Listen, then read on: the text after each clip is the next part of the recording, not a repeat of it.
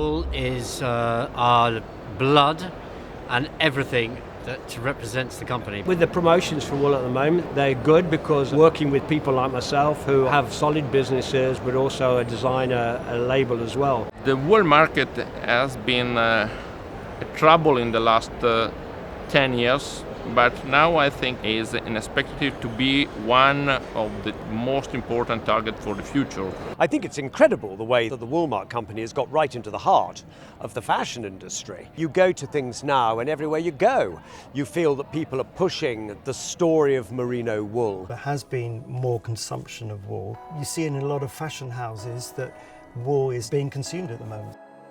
We're by far the largest, as I would say, retailer in terms of the usage of wool. Now, wool stays very important for our menswear. We're talking about coats, we're talking about suits, we're talking about knitwear. Even into women's wear, you'll see more and more utilization of wool. It's our preferred. China is becoming a big market for us. Very, very large pool of people with a lot of money.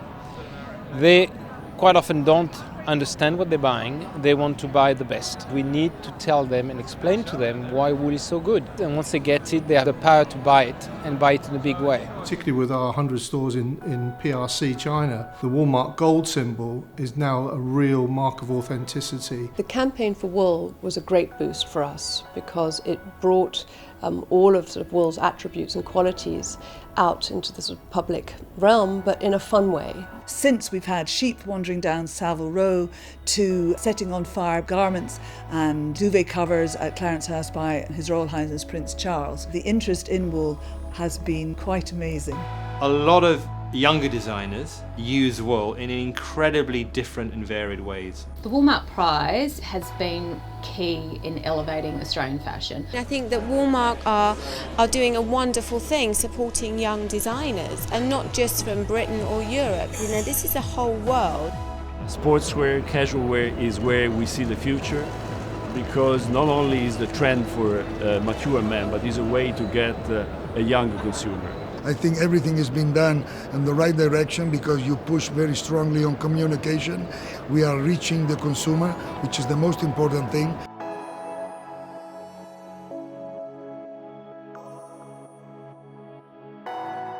The cost-benefit analysis that we've undertaken for AWI simply look at the costs that the organisation has made through time and the benefits that have been generated as a result of that investment. We measure the benefits in terms of the impact back at a wool grower level, in other words, the benefits back into their pockets.